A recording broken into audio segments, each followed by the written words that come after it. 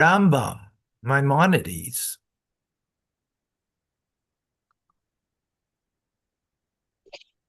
Uh, okay, hold on a second. I gotta change something here.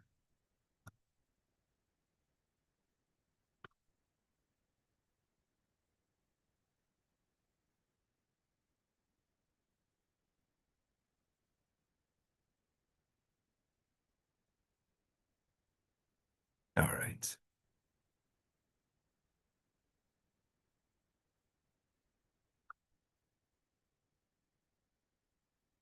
Okay, let's go into Rambam, Maimonides' teachings.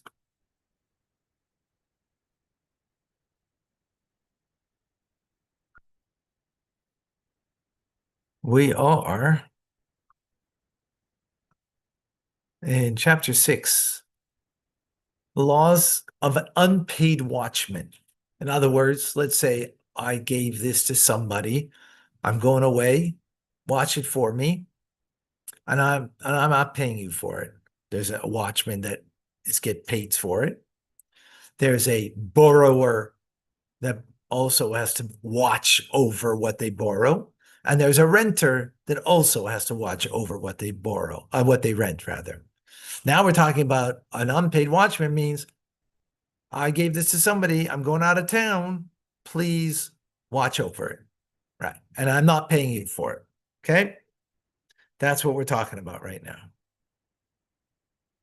Okay, let it be done. Thanks. Okay, the following rules apply when an unpaid watchman says, I desire to pay and not take an oath. Oh, so what happened over here? The unpaid watchman is not responsible if it got lost or it got stolen, right? As long as they were not negligent, right? If they were negligent, then they're responsible. But if they're not negligent,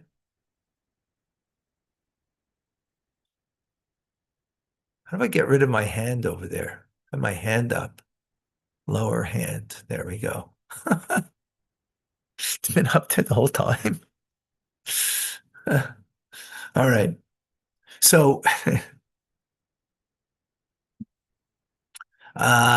so now it got lost or was stolen. I took care of it properly, but I'm not responsible. The person who's the watchman, unpaid watchman, is not responsible, but they have to take an oath. So the watchman says, I don't want to take an oath because an oath is a serious thing, and they don't want to do that.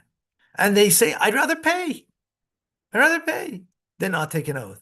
If the entrusted article is of a uniform type and it is possible to purchase such articles in the marketplace, meaning produce, reams of wool, flax that are entirely uniform, beams on which images have not been carved and the like, he may pay the value of the article and be excused from taking an oath, right?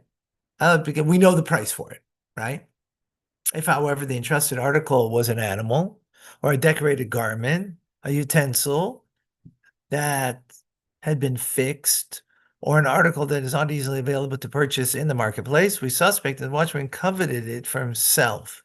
Right. In other words, he may not be so holy in saying, I'd rather not take the oath and I'll pay. Because if it's an iPhone, then okay, iPhone is common and we know the price for it. So he's going to pay the price for it. But if it was a 1936, Ford Model T, which you can't get, so, it got stolen. Did it really get stolen, or you just, you can't find this anywhere, so you want to have it and you're ready to pay? But, there's some reason to be doubtful. Exactly. So we suspect the watchman coveted it for himself. We therefore require him to take an oath, as instituted by the sages, while holding a sacred article, that the entrusted object is no longer in his possession. Afterwards, he must make restitution. So not a problem, but you have to take an oath. the restitution here or the last one? Well, you have to pay for the Model T Ford. Right. So both and pay. You're taking an oath because maybe, Right. maybe, and what's the oath? The oath is not that it got lost, right? The oath is that it's not in my possession, right? Right? It's not in my possession. So in other words, after this is done, it should not suddenly find itself with him. Well, that's why you take the oath. That's the purpose of the oath. Exactly. In other words, a person, like let's put it this way.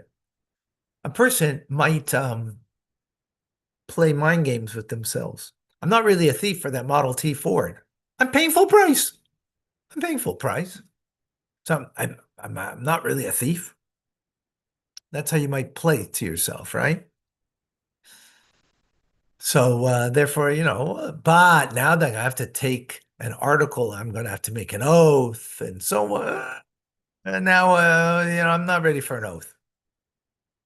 That's the deterrent. By the way, we learned that an oath does not help if you know that this person is dishonest. A person who's dishonest cannot take an oath. Okay? Clear? Clear. Good. So if the owner claims that the entrusted article was worth more than the watchman admits, he must also include in the oath that it was worth only such and such. Thus, every watchman who takes the oath required of a watchman must include 3 matters in the oath. First, that he cared for the article in the manner appropriate for the watchman. In other words, he was not negligent, right? 2, that this happened to the article and is no longer in his domain. In other words, that it was stolen or it was lost, right? And 3, that he did not use the article for his own purposes before the event that absolves him from the responsibility took place, right? Because if let's say you took the Ford T out for a ride. Hey, listen, I'm watching it for free. My friend is in Europe right now. He ain't gonna know the difference. Hey, let me. At that point, you become responsible for theft because you used it for your personal benefit. You were supposed to be a watchman only. You're supposed to watch that car. You used it. Now you become responsible. You're no longer a unpaid watchman. Guess what? You got paid. You had your joyride. If he desires to make financial restitution, he must take the oath that the article no longer is in his domain and include in his oath that it's worth such and such. Psh. Fascinating. Okay, I have to stop here. Thank you, Rabbi. God bless you all. Thank you, Rabbi. Good